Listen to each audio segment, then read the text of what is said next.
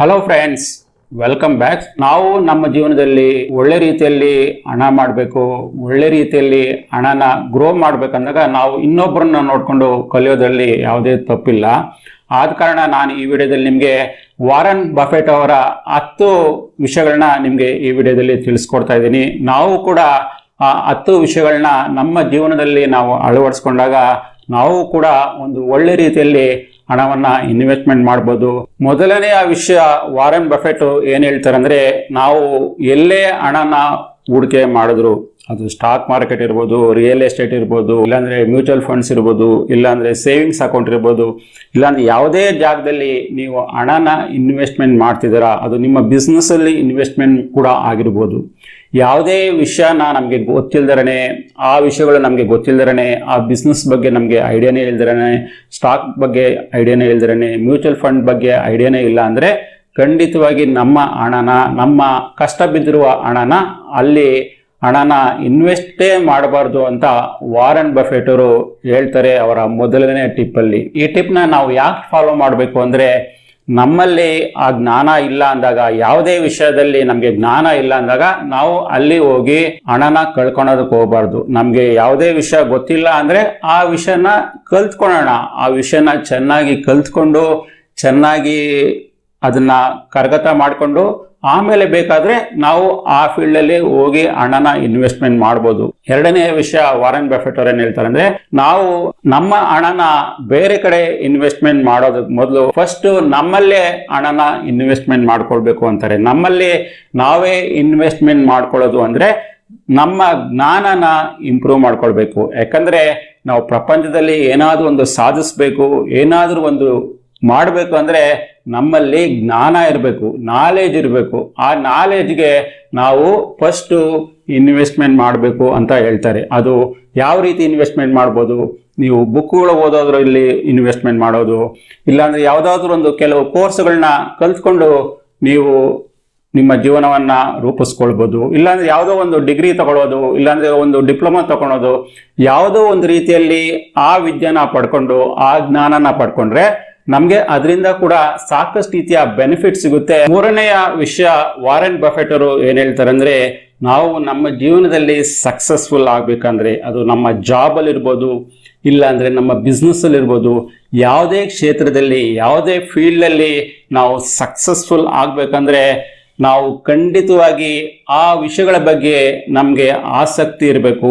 ಆ ವಿಷಯಗಳ ಬಗ್ಗೆ ನಮಗೆ ಸಾಕಷ್ಟು ರೀತಿಯಲ್ಲಿ ಪ್ಯಾಷನ್ ಕೂಡ ಇರಬೇಕು. ಯಾಕಂದ್ರೆ ನಮ್ಮಲ್ಲಿ ಆಸಕ್ತಿ ಇಲ್ಲ, ಪ್ಯಾಷನ್ ಇಲ್ಲ, ಯಾರ್ದೋ ಫೋರ್ಸಲ್ಲಿ ನಾವೊಂದು ಕಾಲೇಜ್ ಡಿಗ್ರಿ ಮಾಡ್ತೀವಿ, ಯಾರ್ದೋ ಫೋರ್ಸಲ್ಲಿ ನಾವೊಂದು ಬಿಸ್ನೆಸ್ ಮಾಡ್ತೀವಿ ಅಂದ್ರೆ ಆ ಬಿಸ್ನೆಸ್ ಅಲ್ಲಿ ನಮ್ಗೆ ಖಂಡಿತವಾಗಿ ಸಕ್ಸಸ್ ಸಿಗೋದೇ ಇಲ್ಲ. ಯಾಕಂದ್ರೆ ನಮ್ಮಲ್ಲಿ ಆಸಕ್ತಿನೇ ಇಲ್ಲ. ಆದ ಕಾರಣ ನಾವು ಯಾವುದೇ ವಿಷಯನ ಮಾಡ್ಬೇಕಂದಾಗ, ಯಾವುದೇ ಒಂದು ಕೆಲಸ ಮಾಡ್ಬೇಕಂದಾಗ ಅದರಲ್ಲಿ ಆಸಕ್ತಿನ ನಾವು ಬೆಳೆಸ್ಕೋಬೇಕು. ನಮ್ಮಲ್ಲಿ ಆಸಕ್ತಿ ಇಲ್ಲ ಅಂದ್ರೆ ಖಂಡಿತವಾಗಿ ಆ ಕೆಲಸನ ಮಾಡೋದಕ್ಕೆ ಹೋಗ್ಬೇಡಿ. ಮತ್ತೆ ನಾಲ್ಕನೆಯ ವಿಷಯ, ವಾರನ್ ಬಫೆಟ್ ಅವರು ಏನ್ ಹೇಳ್ತಾರೆ ಅಂದ್ರೆ, ಜೀವನದಲ್ಲಿ ಅವಕಾಶಗಳು ಬರೋದನ್ನೇ ತುಂಬಾ ಕಡಿಮೆ.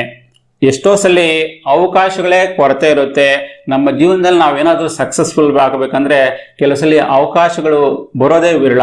ಇನ್ ಕೇಸ್ ಏನಾದ್ರೂ ಆ ತರ ಏನಾದ್ರೂ ಅವಕಾಶಗಳು ಬಂದ್ರೆ, ಅದು ಚಿಕ್ಕ ಅವಕಾಶ ಇರ್ಬೋದು, ಇಲ್ಲಾಂದ್ರೆ ದೊಡ್ಡ ಅವಕಾಶ ಇರ್ಬೋದು, ಯಾವುದೇ ಅವಕಾಶ ಬಂದ್ರೂ ಕೂಡ ನಾವು ಆದಷ್ಟು ಬೇಗ ಅದನ್ನ ಗ್ರಾಬ್ ಮಾಡ್ಕೊಳ್ಬೇಕು, ಆದಷ್ಟು ಬೇಗ ಆ ಅವಕಾಶನ ಹಿಡ್ಕೊಳ್ಬೇಕು. ಆಗ ಮಾತ್ರ ನಮ್ಮ ಜೀವನದಲ್ಲಿ ಒಳ್ಳೆ ರೀತಿಯಲ್ಲಿ ಸಕ್ಸಸ್ ಕಾಣ್ಬೋದು ಅನ್ನೋದು ವಾರನ್ ಬಫೆಟ್ ಅವರ ನಾಲ್ಕನೆಯ ವಿಷಯ. ಮತ್ತೆ ಐದನೆಯ ವಿಷಯ, ವಾರನ್ ಬಫೆಟ್ ಅವರು ಏನ್ ಹೇಳ್ತಾರೆ ಅಂದ್ರೆ, ನಮ್ಮಲ್ಲಿ ಒಂದು ಸ್ಕೂಟರ್ ಇದೆ ಅನ್ಕೊಳ್ಳಿ, ಆ ಸ್ಕೂಟ್ರು 5 ವರ್ಷ ಆಗ್ಬಿಟ್ಮೇಲೆ ರಿಪೇರಿಗಳು ಜಾಸ್ತಿ ಬರುತ್ತೆ, 10 ವರ್ಷ ಆಗ್ಬಿಟ್ಮೇಲೆ ಇನ್ನೂ ಜಾಸ್ತಿ ರಿಪೇರಿಗಳು ಬರುತ್ತೆ, 15 ವರ್ಷ ಅಂತೂ ಕೇಳೋದೇ ಇಲ್ಲ, ಒಂದಲ್ಲ ಒಂದು ರಿಪೇರಿಗಳು ಬರ್ತಾನೆ ಇರುತ್ತೆ.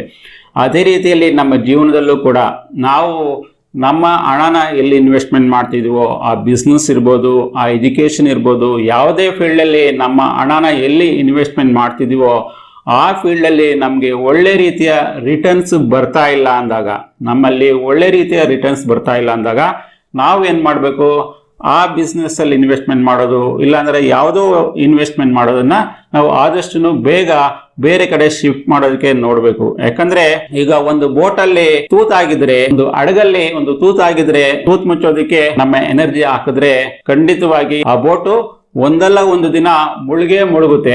ಅದೇ ರೀತಿಯಲ್ಲಿ ನಾವು ನಮ್ಮ ಹಣನ ಯಾವ ಬಿಸ್ನೆಸ್ ಅಲ್ಲಿ ಇನ್ವೆಸ್ಟ್ಮೆಂಟ್ ಮಾಡ್ಬೇಕಂದ್ರೆ ಒಳ್ಳೆಯ ಬಿಸ್ನೆಸ್ ಕಡೆ ಇನ್ವೆಸ್ಟ್ಮೆಂಟ್ ಮಾಡಬೇಕು. ಆ ಬಿಸ್ನೆಸ್ ಒಳ್ಳೇದಲ್ಲ, ಆ ಕಂಪ್ನಿ ಒಳ್ಳೇದಲ್ಲ, ಆ ಕಂಪ್ನಿಯಿಂದ ಹೊರಗಡೆ ಬರೋದಕ್ಕೆ ಪ್ರಯತ್ನ ಬೀಳ್ಬೇಕು. ನಮ್ಮ ಟೈಮು, ನಮ್ಮ ಹಣ, ನಮ್ಮ ಎನರ್ಜಿ ಎಲ್ಲ ಕೂಡ ಸೇವ್ ಆಗುತ್ತೆ. ಮತ್ತೆ 6ನೆಯ ವಿಷಯ ವಾರನ್ ಬಫೆಟ್ ಅವರು ಏನ್ ಹೇಳ್ತಾರೆ ಅಂದ್ರೆ, ನಾವು ಒಳ್ಳೆ ರೀತಿಯಲ್ಲಿ ಇನ್ವೆಸ್ಟರ್ ಆಗ್ಬೇಕು. ನಾವು ಜೀವನದಲ್ಲಿ ಏನಾದ್ರೂ ಒಂದು ಸಕ್ಸಸ್ಫುಲ್ ಆಗ್ಬೇಕಂದ್ರೆ ನಾವು ಖಂಡಿತವಾಗಿ ನಮ್ಮನ್ನ ನಾವು ನಂಬಬೇಕು. ನಮ್ಮಲ್ಲಿ ನಮ್ಗೆ ಕಾನ್ಫಿಡೆನ್ಸ್ ಇರಬೇಕು. ನಾನು ರಿಚ್ ಆಗೇ ಆಗ್ತೀನಿ, ನಾನು ಸಾಹುಕಾರನ್ ಆಗೇ ಆಗ್ತೀನಿ, ನಾನು ಒಳ್ಳೆ ರೀತಿಯಲ್ಲಿ ಹಣ ಮಾಡೇ ಮಾಡ್ತೀನಿ ಅನ್ನೋ ಕಾನ್ಫಿಡೆನ್ಸು ನಮಗಿರ್ಬೇಕು. ನಮ್ಮಲ್ಲಿ ಆ ಕಾನ್ಫಿಡೆನ್ಸ್ ಇಲ್ಲ ಅಂದ್ರೆ ಜೀವನದಲ್ಲಿ ಯಾರು ಕೂಡ ನಮಗೆ ಸಹಾಯ ಮಾಡೋದಕ್ಕಾಗೋದಿಲ್ಲ. ಯಾಕಂದ್ರೆ ನಮಗೆ ಕಾನ್ಫಿಡೆನ್ಸ್ ಬರಬೇಕು. ನಾನು ಮಾಡೇ ಮಾಡ್ತೀನಿ, ನಾನು ಸಾಧಿಸ್ತೀನಿ ಅಂದಾಗ ಜೀವನದಲ್ಲಿ ಯಾವುದೇ ಒಂದು ಗೋಡೆ ಹಾಕಿದ್ರು ಅದನ್ನ ಕಿತ್ತಾಕೋ ಶಕ್ತಿ ನಮ್ಮಲ್ಲಿ ಇದ್ದೇ ಇರುತ್ತೆ. ಯಾಕೆ ವಿಷಯನ ನಮ್ಮಲ್ಲಿ ಕಾನ್ಫಿಡೆನ್ಸ್ ಇರಬೇಕು ಅಂದ್ರೆ, ನಾವು ಪ್ರತಿಯೊಂದು ಏರಿಯಾದಲ್ಲೂ ಇನ್ವೆಸ್ಟ್ಮೆಂಟ್ ಮಾಡಬೇಕಾದ್ರೂ ಹಣನ ನಮಗೆ ಕಾನ್ಫಿಡೆನ್ಸ್ ಇರಬೇಕು. ಯಾರೋ ಒಬ್ರು ಹೇಳಿದರೆ ಅದಕ್ಕೆ ನಾನು ಇನ್ವೆಸ್ಟ್ಮೆಂಟ್ ಮಾಡ್ತಾ ಇದ್ದೀನಿ, ಅವ್ರು ಹೇಳಿದರೆ ನಾನು ಇನ್ವೆಸ್ಟ್ಮೆಂಟ್ ಮಾಡಿದ್ದೀನಿ, ಇವ್ರು ಹೇಳಿದರೆ ಇನ್ವೆಸ್ಟ್ಮೆಂಟ್ ಮಾಡಿದ್ದೀನಿ, ನಾನು ಹೇಳಿದ್ದೀನಿ ಅದರಿಂದ ಇನ್ವೆಸ್ಟ್ಮೆಂಟ್ ಮಾಡಿದ್ದೀವಿ ಅಂತ ಖಂಡಿತವಾಗಿ ನೀವು ತಿಳ್ಕೊಬಾರ್ದು. ನೀವು ತಿಳ್ಕೊಬೇಕು, ನನಗೆ ಈ ಫೀಲ್ಡಲ್ಲಿ ಕಾನ್ಫಿಡೆನ್ಸ್ ಇದೆ, ನಾನು ಇದರಲ್ಲಿ ಇನ್ವೆಸ್ಟ್ಮೆಂಟ್ ಮಾಡ್ತೀನಿ. ಯಾಕಂದರೆ ನನಗೆ ಇದರಲ್ಲಿ ಸಾಕಷ್ಟು ರೀತಿಯ ನಾಲೆಜ್ ಇದೆ, ಸಾಕಷ್ಟು ರೀತಿಯ ಮಾಹಿತಿ ಇದೆ, ಆದ ಕಾರಣ ನಾನು ಇಲ್ಲಿ ಇನ್ವೆಸ್ಟ್ಮೆಂಟ್ ಮಾಡ್ತೀನಿ, ಇದರಿಂದ ಹಣ ಗಳಿಸ್ತೀವಿ ಅನ್ನೋ ಕಾನ್ಫಿಡೆನ್ಸು ನಿಮಗಿದ್ದಾಗ ನೀವು ಖಂಡಿತವಾಗಿ ಸಕ್ಸಸ್ ಆಗ್ತೀರಾ.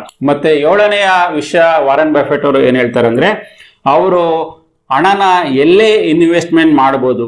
ಅವರು ಹಣನ ಒಂದು ಸಾಕ್ಸ್ ತಗೊಳೋದ್ರಲ್ಲಿರ್ಬೋದು, ಇಲ್ಲಾಂದ್ರೆ ಒಂದು ಕಂಪ್ನಿಯ ಸ್ಟಾಕ್ಸ್ ಬೈ ಮಾಡೋದ್ರ ವಿಷಯದಲ್ಲಿರ್ಬೋದು, ಇಲ್ಲಾಂದ್ರೆ ಯಾವುದೋ ಒಂದು ರಿಯಲ್ ಎಸ್ಟೇಟ್ ಅಲ್ಲಿ ಇನ್ವೆಸ್ಟ್ಮೆಂಟ್ ಮಾಡೋದಿರ್ಬೋದು, ಯಾವುದ್ರಲ್ಲೇ ನಾವು ಇನ್ವೆಸ್ಟ್ಮೆಂಟ್ ಮಾಡ್ಬೇಕಾದ್ರೂ ಅದು ನಮ್ಮ ಸಾಕ್ಸ್ ಇರ್ಬೋದು, ಇಲ್ಲಾಂದ್ರೆ ಸ್ಟಾಕ್ಸ್ ಇರ್ಬೋದು, ಈ ಯಾವುದೇ ಇದರಲ್ಲಿ ಇನ್ವೆಸ್ಟ್ಮೆಂಟ್ ಮಾಡಿದ್ರು ನಾವು ಫಸ್ಟ್ ಅರ್ಥ ಮಾಡ್ಕೋಬೇಕಾರದು ಅದು ಕ್ವಾಲಿಟಿ ಇದೆಯಾ. ಒಂದು ಕಂಪ್ನಿಯಲ್ಲಿ ನಾವು ಇನ್ವೆಸ್ಟ್ಮೆಂಟ್ ಮಾಡ್ತಾ ಇದೀವಿ ಅಂದ್ರೆ ಆ ಕಂಪ್ನಿ ಯಾವ ರೀತಿ ಇದೆ, ಅದರ ಕ್ವಾಲಿಟಿ ಏನು, ಆ ಕಂಪ್ನಿನ ಯಾರು ನಡೆಸ್ತಿದ್ದಾರೆ, ಅದರ ಉದ್ದೇಶ ಏನು, ಅದರ ಮುಂದಿನ ನಡೆ ಏನು, ಆ ಬಿಸ್ನೆಸ್ಗೆ ಯಾರೆಲ್ಲ ಪ್ರಮೋಟರ್ಗಳು, ಅವರ ವಿಷಯ ಏನು ಅನ್ನೋದನ್ನೆಲ್ಲ ಅರ್ಥ ಮಾಡ್ಕೊಂಡಿರ್ಬೇಕು. ಅದರ ಕ್ವಾಲಿಟಿನೂ ಅರ್ಥ ಮಾಡ್ಕೊಳ್ಬೇಕು. ಅದೇ ರೀತಿಯಲ್ಲಿ ನಮ್ಮ ಸಾಕ್ಸ್ನು ಬೈ ಮಾಡಬೇಕು ಅಂದಾಗೂ, ಅದೇ ರೀತಿಯಲ್ಲಿ ಯಾವುದೇ ಬಟ್ಟೆ ಕೊಂಡ್ಕೊಳ್ಬೇಕಾದ್ರೂ ಕೂಡ ಅದರ ಕ್ವಾಲಿಟಿ ನಾವು ಯಾವ ರೀತಿ ನೋಡ್ತೀವೋ ಅದೇ ರೀತಿಯಲ್ಲಿ ನಮ್ಮ ಇನ್ವೆಸ್ಟ್ಮೆಂಟ್ಗಳು ಕೂಡ ಒಳ್ಳೆ ಕ್ವಾಲಿಟಿ ನೋಡ್ಕೊಂಡು ಒಂದು ಇನ್ವೆಸ್ಟ್ಮೆಂಟ್ ಮಾಡಬೇಕು. ಚೀಪ್ ಆಗಿರೋ ಸ್ಟಾಕ್ಸ್ ಕೊಡ್ತಾರೆ, ಚೀಪ್ ಆಗಿರೋ ಮ್ಯೂಚುವಲ್ ಫಂಡ್ ಸಿಗುತ್ತೆ, ನಾವು ಜಾಸ್ತಿ ಶೇರ್ ತಗೊಂಡ್ಬಿಡ್ಬೋದು, ಜಾಸ್ತಿ ಮ್ಯೂಚುವಲ್ ಪಾಯಿಂಟ್ಸ್ ತಗೊಂಡ್ಬಿಡ್ಬೋದು ಅನ್ನೋದಕ್ಕೆ ಹೋಗ್ಬಾರ್ದು. ಕ್ವಾಲಿಟಿ, ಯಾಕಂದ್ರೆ ನಾವು ಕ್ವಾಲಿಟಿಯಲ್ಲಿ ಇನ್ವೆಸ್ಟ್ಮೆಂಟ್ ಮಾಡಿದಾಗ ಇಂದೆಲ್ಲ ನಾಳೆ ಅದು ನಮಗೆ ಖಂಡಿತವಾಗಿ ರಿಟರ್ನ್ ಕೊಟ್ಟೇ ಕೊಡುತ್ತೆ. ಮತ್ತೆ 8ನೆಯ ವಿಷಯ ಏನ್ ಹೇಳ್ತಾರೆ ಅಂದ್ರೆ, ಎಸ್ಪೆಷಲಿ ಇನ್ವೆಸ್ಟ್ಮೆಂಟ್ ಮಾಡೋದು ಯಾವಾಗ್ಲೂ ರಿಸ್ಕ್ ಬಿಸ್ನೆಸ್. ಇನ್ವೆಸ್ಟ್ಮೆಂಟ್ ಮಾಡೋದು ಅದು ರಿಯಲ್ ಎಸ್ಟೇಟ್ ಅಲ್ಲಿ ಇನ್ವೆಸ್ಟ್ಮೆಂಟ್ ಮಾಡಿದ್ರು ಕೂಡ ರಿಸ್ಕ್ ಇದ್ದೇ ಇರುತ್ತೆ, ಸ್ಟಾಕ್ ಮಾರ್ಕೆಟ್ ಅಲ್ಲಿ ಇನ್ವೆಸ್ಟ್ಮೆಂಟ್ ಮಾಡಿದ್ರು ಅದರದೇ ಆದ ರಿಸ್ಕ್ ಇರುತ್ತೆ, ಮತ್ತೆ ಮ್ಯೂಚುವಲ್ ಫಂಡ್ಸ್ ಅಲ್ಲಿ ಇನ್ವೆಸ್ಟ್ಮೆಂಟ್ ಮಾಡಿದ್ರು ಅದರದೇ ಆದ ರಿಸ್ಕ್ ಇರುತ್ತೆ, ಈವನ್ ಬ್ಯಾಂಕ್ ಅಲ್ಲಿ ಫಿಕ್ಸ್ಡ್ ಡಿಪಾಸಿಟ್ ಇಟ್ರು ಕೂಡ ಅದರದೇ ಆದ ರಿಸ್ಕ್ ಇದ್ದೇ ಇರುತ್ತೆ. ಯಾಕಂದ್ರೆ ನಾವು ಈ ರೀತಿಯ ರಿಸ್ಕ್ ತಗೊಂಡಾಗ ನಾವು ಖಂಡಿತವಾಗಿ ಕೂಲ್ ಆಗಿರ್ಬೇಕು, ಶಾಂತ ರೀತಿಯಲ್ಲಿ ಇರಬೇಕು. ಯಾವುದೇ ಕಾರಣಕ್ಕೂ ಮೇಲೇನು ಹೋಗ್ಬೋದು, ಕೆಳಗೆ ಹೋಗ್ಬೋದು, ಏನಾದ್ರೂ ಸಮಸ್ಯೆಗಳು ಬಂದೇ ಬರ್ಬೋದು. ಕೂಲ್ ಆಗಿಲ್ಲ, ಶಾಂತವಾಗಿಲ್ಲ ಅಂದಾಗ ನಾವು ನಾನಾ ರೀತಿಗಳ ಸಮಸ್ಯೆಗಳ ಸುಳಿಗೆ ಸಿಕ್ಕಾಕೊಳ್ತೀವಿ. ಯಾಕಂದ್ರೆ ನಮ್ಗೆ ಯೋಚನೆ ಮಾಡುವ ಶಕ್ತಿನೂ ಕೂಡ ಇರೋದಿಲ್ಲ. ಯಾಕಂದ್ರೆ ಕೂಲ್ ಆಗಿ ಇದ್ದಾಗ ನಮ್ಗೆ ನಾನಾ ರೀತಿಯ ಐಡಿಯಾ ಬರುತ್ತೆ, ನಾನಾ ರೀತಿಯ ಆ ಸಮಸ್ಯೆ ಸಾಲ್ವ್ ಮಾಡೋದಕ್ಕೆ ಸಾಕಷ್ಟು ರೀತಿಯ ಐಡಿಯಾಗಳು ಬರುತ್ತೆ ನಾವು ಕೂಲ್ ಆಗಿದ್ದಾಗ. 9ನೆಯ ವಿಷಯ ಏನ್ ಹೇಳ್ತಾರೆ ವಾರನ್ ಬಫೆಟ್ ಅವರು ಅಂದ್ರೆ, ಎಸ್ಪೆಷಲಿ ನಾವು ಒಂದು ಬೈ ಮಾಡೋ ವಿಷಯದಲ್ಲಿರ್ಬೋದು, ಯಾವುದೇ ಬೈ ಮಾಡೋ ವಿಷಯದಲ್ಲಿರ್ಬೋದು. ಈಗ ನಾವೇನ್ ಮಾಡ್ತೀವಿ, ನಮಗೆ ಒಂದು ಬಟ್ಟೆ ಬೇಕು, ಒಂದು ಶರ್ಟ್ ಬೇಕು ಅಂದ್ರೆ ನಾರ್ಮಲ್ ಆಗಿ ಒಂದು ಶರ್ಟ್ ಬೈ ಮಾಡಬೇಕು. ನಾರ್ಮಲ್ ಆಗಿ ನಾವೇನ್ ಮಾಡ್ತೀವಿ, ಒಂದು ಶರ್ಟ್ ಬೈ ಮಾಡೋದಿಲ್ಲ, 10 ಶರ್ಟ್ ಬೈ ಮಾಡ್ತೀವಿ. ಡಿಫ್ರೆಂಟ್ ಕಲರು, ಡಿಫ್ರೆಂಟ್ ವೆರೈಟಿ, ಒಳ್ಳೆ ಕಾಸ್ಟ್ಲಿ ಡ್ರೆಸ್ಸು, ಈ ರೀತಿ ಎಲ್ಲಾನು ಬೈ ಮಾಡ್ತೀವಿ. ನಮಗೆ ನೆಸೆಸರಿ ಇರೋದಿಲ್ಲ. ಒಂದು 5 ಡ್ರೆಸ್ ಇದ್ರೆ ನಮಗೆ ಸಾಕಾಗುತ್ತೆ, ಆದರೂ 10 ಡ್ರೆಸ್ ತಗೊಳೋದು.